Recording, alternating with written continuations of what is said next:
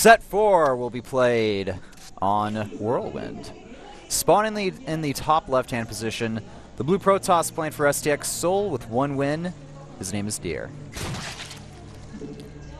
His opponent is a Code S player spawning in the bottom right position as Red Zerg playing for Team Kespa teammate. His name is Savage. Well, I'm going to hype up Savage. I think he's got what it takes. Here's a personal question. Speaking of Artosis Curse, which one's worse? Artosis Curse or Kim Carrick Curse? Oh, man. That's... I don't even know, man. They're both terrible curses. I don't know what one is worse, though. It's like there's one in Korea, and there's one for... Well, there's one among the Korean casters, and there's one among the... Foreigner casters. And Kim Carrick has been going on it for multiple years, man. I don't know. I can't answer that question, man. That's just too difficult. I don't know what's worse. I mean, I just thought about it for a second. I'm like, guys, I'm pretty sure there is a guy out there in Korea, a caster, who always makes the wrong call, except maybe once or twice in a while. Yeah. And I was like, all right, Kim Carrick. Well, guys, who do you think, what curse do you think is worse, the Artosis Curse or the Kim Carrier Curse? Tweet at us. I'm at YaWhiplash. Put at me at Supernova Mania. Let us know what you guys think. All right, so hatch first here from Savage. Whoa. There is a second drone going out. Seems like it's most likely going to be for scouting at this point. Could be for scouting. It could be for a 3 hatch before pool build. That would be sick. Nope. Okay, it's just chilling Trying there. to defend against the cannon, maybe. It's just patrolling around. And actually, it's going in the third direction. We He's don't gonna see go 3 hatch Sparkle. before pool. Oh yeah. This is getting me excited, man. You have to have big balls to pull off that build. This is the map to do it, though. Yeah, this is the map to do it, and with Deer playing greedy as possible, Nexus first into Forge, this is going to go unpunished. Yeah, there's no way that Deer can actually punish this, and by the time he scouts this, it's going to be too late. Unless he pulls all of his probes and microswell. I don't see it happening. I don't know about that one, S&M. I'm not sure that's going to work. No, it's not. He'll like cancel like 1 hatchery, but then he has no economy, and it's like, oh crap, this didn't work out. This Savage just cancels his hatchery, remakes it at another base. I'm only kidding, by the way. I know. All right, double gas going down for Deer, and he's continuing to scout around the map. Will eventually spot his opponent here. Eventually, last spot. There we go. Does not see any creep, and gonna scout towards the right bottom base. Yep. And the gas is done. The pool is on its way here. By the way, this is like the greediest build, hands down, you can do. Yes. In this matchup. Like, there's nothing greedier that you can really do, unless you want to go for 4 hatch before pool. But which is that's just ridiculous. Yeah. You don't need to do that. If you do that, then you're just going to be so far behind. You're just going to have 3k minerals and no Zerglings. Exactly. So now Deer scouts where his opponent is, sees a hatchery at natural. And now he's going to try to see where the third base is, except now he's going to realize that, oh crap, the hatchery is already up. He's going to see it and be like, what? The reaction. Well, he's an STX Soul player. I know. Let's put it that way. STX Soul players are famous for being emotionless, killing machines in Starcraft. So behind this, he's going to go for Stargate. No, with the opening that Savage did, I would like to see Deer play a little bit more greedy, get a Void Ray out, and get a fast third for himself. Yeah, I would actually like to see him go for the Sky Toss kind of build. Just you know, start out with a Void Ray, get an early third, and then slowly transition over. Yeah. The problem with that is the economy for Savage is going to be so solid that he may be able to actually just straight up punish his opponent Deer for trying to go for a fast third. Continuing the drone up here. Zergling speed heavily on the finish here pretty soon. Well, he's got the economy. Why not do it, man? He's got the economy. He knows that the getting that push Void Ray, man, from his opponent is going to be a little bit delayed, and he's going to have enough units out in time. So the first Void Ray is coming out, and like what everyone says, this guy is a famous barcode player on Korean server who started doing that. Tons of cannon, tons of Void Rays, tons of Tempest. Too bad his name wasn't Barcode Killer. Yeah. That was like the coolest name I've ever seen on the ladder. know, that was actually a mistranslation. Really? If I remember correctly. Oh. Well, that's no fun. Yeah, I ruined the fun for you guys, but hey, I gotta get down to the facts. The fun ends here. You gotta get down to the facts, man. All right, Overlord scouting the main base finally, his opponent, but he already knew where pretty much everything was. The Void Ray has already been spotted. This Void Ray is going to grab the second Overlord here, but, you know, Savage, he's got a pretty solid economy, so he's probably not too worried about that. We should see a third base go down pretty soon for our Protoss player here. He's going for extra gateways, getting the robotics +1, everything at this point. Yeah. Macro Hatch going down at the third base for Savage. Yeah, and all he has to do is tech up the layer and then eventually tech into Hive and just play the late game PvZ. He's actually getting 20 Zerglings right now. So he's going to try to deny the third base as long as possible. Yes, the Void Rays can take out the Zerglings eventually, but the Void Rays are slow at taking out the Zerglings. So if Deer takes the third base anytime soon without any extra buildings around the Nexus, then it's going to be forced to cancel. Yep, and also we have a Hydra Den behind this. I love that decision because we're most likely going to see air units from Deer. Oh yeah, definitely. Now, Deer expecting that, he's going for a Colossus of his own. Yeah, he is. All right, the Zerglings are scouting here. They're going to be able to get a nice surround on the Sentry as well. Potentially force a cancel on this third base as well. It is a cancel at this point. That's a lot of Zerglings eating away on the Nexus, but Deer's not going to... Is he going to get it? It's getting close. I think he's got just enough and forces the cancel and even gets out there with a handful of wings as well. So... nice job from Savage. The early build allowed him to go for this and hit the timing a little bit earlier. And now behind this, he's getting Hydras, going for the +1 ranged attack, giving that Hydra speed as well off of creep. And Deer just remaking his Nexus now, getting some Colossi out and researching that extended thermal lances. His +1 about to finish. So his third Nexus has been delayed for a few seconds, but it's still only 9 minutes, 50 seconds into the game, so it's still okay. Yeah, it's not bad. It's forcing the cancel once is annoying. Forcing the cancel twice, that's when it starts to matter. It's like fool me once, shame on you. Fool me twice, shame on me. Yeah, exactly.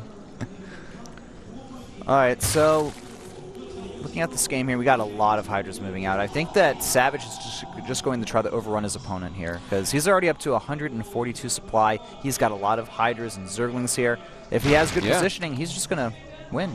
Void Rays are slightly out of position, and that's a lot of Hydras. There's only one Colossus in this army.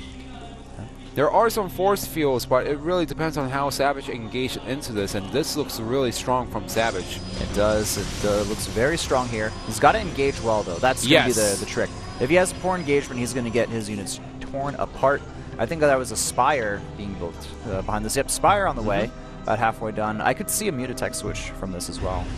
Oh yeah, definitely. Remember, Deer, he started out with the Void Rays to get a comfortable count to make sure that he could secure the third base easily, and he didn't make any other Stargate units behind it. No Phoenix, no additional Void Rays except 2. Okay, so it looks like I think that Savage wants to get his opponent out of position. Yes. That's what he wants to do right now. If he just engages head-on, he's going to get force fielded. So this is a nice plan by Savage, but he's going to get force fielded out, so it's better for him to pull out with the Zerglings. Still attacking from 2 locations at once. This is annoying. You know, Deer, he has to split his units properly here, but it looks like he's handling this pretty good. He has 3 Void Rays out, or excuse me, Colossi out now. The Spire is finished here. Are we going to see that tech switch? We do have a lot of units. Yeah, there we go. He was saving up a lot of gas. That was 1,100 gas just saved up, and 11 meters are out on the way. We also have a 4th base being created here from Savage as well. He's looking like he's going to be in a solid position here. This is kind of like the game with Jaedong. Oh, nice job sending the Zerglings into the mineral line. On hold position, going to try to grab a few of these probes, but actually not doing any damage there. There we go. There we go, getting 1. They could actually kill those 2 Stalkers there. Yeah, you could do that too, but... Alright, the Mutas are... Well, he's focusing in the middle of the map where the engagement is happening, and Savage was caught slightly out of position. Yeah, and actually a little bit of a miss-rally there on those Zerglings. The Hydra's moving back now. The Mutas are on the map, so they're going to try to do something here, and it looks like this is going to be the big attack from Deer. He has to make something work here. The Mutas are now spotted. Zerglings moving towards that 3rd base as well. A little bit of miscontrol here from Savage. Savage needs to decide what he wants to do. That's a lot of Zerglings surrounding the main army, and the recall goes down. But he was just hesitating a little bit. You know, do I go for the counterattack? Oh, losing a Colossus That was there. just unfortunate. Do I go for the counterattack, or do I just wipe out the entire army from Deer? Looks like Deer's decided to add a lot of Stalkers in there. He's starting to make some Phoenix as well. But the army composition here is pretty solid for Savage. Well, it is solid, but he also needs to be careful, because if the main engagement happens and if the Colossus are still alive and well, the supply advantage that he has, a lot of it is tied up into Zerglings right now. And the Colossus, they kinda wipe out every single Zergling on the map. I love what Savage is doing, though. He's not engaging this army head-on. Yes. He just wants to do counterattacks. Moving in now towards the natural. There's some Stalkers back here, but they're going to get picked off easily. And Deer deciding, all right, I've had it. I'm going to go attack your base. That's a lot of Zerglings. Uh-oh, the Zerglings rolling into the main base, just pouring in there. You know, there's some cannons and there's some units for defense there, but I don't think it's going to be enough. The Hydra's going to get ripped apart here, and it's going to turn into a base race scenario. And if you base race against a Zerg player who has some mutas out, the player with the mutas win. And generally they do. The muta count's not too high right now, though. The Stalkers, they're getting picked off pretty fast here, though. And these bases are going to fall. Look at this, though. Savage, he's got expansions all over the map. He's got pretty much that whole quadrant on his side of the map covered with units. Now he's going to just deactivate a lot of those gateways, unpower them. And we have up to 15 mutas on the way. The +1 attack on the way as well. That may not survive. I think it's time now for Savage to start just, you know, destroying his opponent's bases and then picking off the rest of the units. Yeah, well, he needs to start building some hatcheries around the map. Same for Deer. He needs to sneak out a probe somewhere and start building the pylons around the map. He's not doing that, but Savage, he looks like he's in a better position here. Yes. Because right now, I don't see any extra buildings from Deer. The main Nexus is going to get taken out. Those Zerglings are eating away on the main building. And Savage has the better mobility compared to his opponent. And if you look at the map, there's more hatcheries than Nexus. That's true. Still more continued muta production here from Savage, and his +1 attack is going to complete here as well. That's going to actually be really nice for him to have. And now the muta count is... Oh, is it going to finish? What? No! He let it finish. He let it finish. Okay. Now, here's a scary situation. He does have the mutas, but he doesn't have enough DPS. He's slowly eating away on the buildings, but... Okay, he needs the drones over there. I don't see any drones moving around by Savage. In fact, he was dumping every single minerals into mutas, so yes, it does give him a nice DPS around the map, but he doesn't have that many buildings left over. In fact, I think that's the last hatchery and 2 geysers over there. You're right, actually.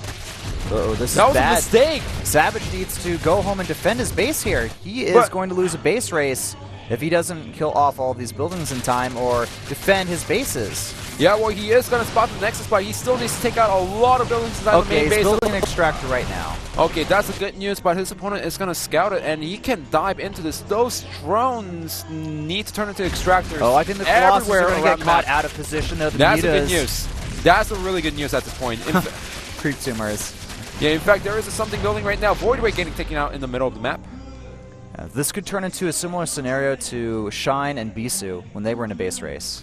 Yeah, well, time is ticking against it, and the Colossus are getting picked off. There is an extractor inside the main base, and Deer knows where the extractor is, so now it's race against time.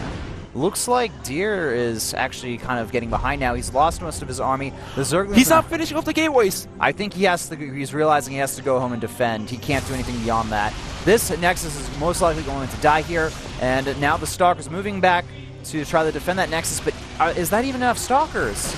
It's not, and the Nexus is going to get picked off, and even if he does little damage over here, it's just going to get regen. I'm just curious to see why... Okay, 2 things. 1, Savage still got the extractor over here, but he should have split up the units half and half. And 2, those Stalkers should have ran into the main base to take out the extractors, not to defend against the mutas I think Nexus. Those 2 gateways are the last 2 buildings left. It is! And there's one random pylon, but it's inside the main base. Those Stalkers should have been at the right bottom base attacking, and there it is. It's attacking right now. I don't know how many years were over there. Okay, there's 1 extractor left now. 2. Well, now there's 1. That's what I meant. Where is it? Alright, it's over there. The mutas are trying to defend against it, but here's the pylon versus the extractor, and Player wins the game as Savage takes the game off from Deer. Very close in the end there. Savage takes the win in the base race. Mutas, man, they're good for the base race. Mutas are good for the base race, but I'm still kind of baffled because those Stalkers, when they went for the natural base of on the right top side to defend against Mutas. They did nothing. And during that time, if Deer was running around the map and sniping the extractor, then he would have won the game. That was nail-bitingly close, man. It was nail-bitingly close, but Deer could have won the game. Yeah, I think he could have. I mean, Savage ended up winning in the end. Yeah, and both it was players still made very some close. Both players made some mistakes here and there with the base race scenario, but in the end, Savage takes a win for Kespa teammates. So now the score tied up 2-2 once again. It's like it's really back and forth between these two teams. They are just exchanging blow after blow. And thinking the next map's going to be Naro Station. Deer and Trap, two of the main Protoss players from STX Seoul. I think we could see Classic come out next. I think that's going to be their next card. That's what I got the feeling I think for. that's going to be a great card for STX Seoul. You know, he hasn't been showing great performance recently, so it's better for him to test today. And their ace player is just sitting there waiting to get sent out for the final set. We could also see Haiva. I think that's a choice as well. He's at the end of the bench. The camera's pointing on him. Is it going to be Haiva or is it going to be Classic? It's going to be Classic. So Classic being sent out here. The third Protoss. He's going to be playing another PvZ. And Classic pretty solid overall as a player, I'd have to say. I can certainly agree with this choice based on the map of Naro Station. Naro Station is great for Protoss, and it's also great for Terran players, but not so much for Zerg. No. All right, guys, the score tied up 2-2 between STX Seoul and Kespa Team 8. The next match will be Classic versus Savage. Don't go anywhere. We'll be back after this commercial break.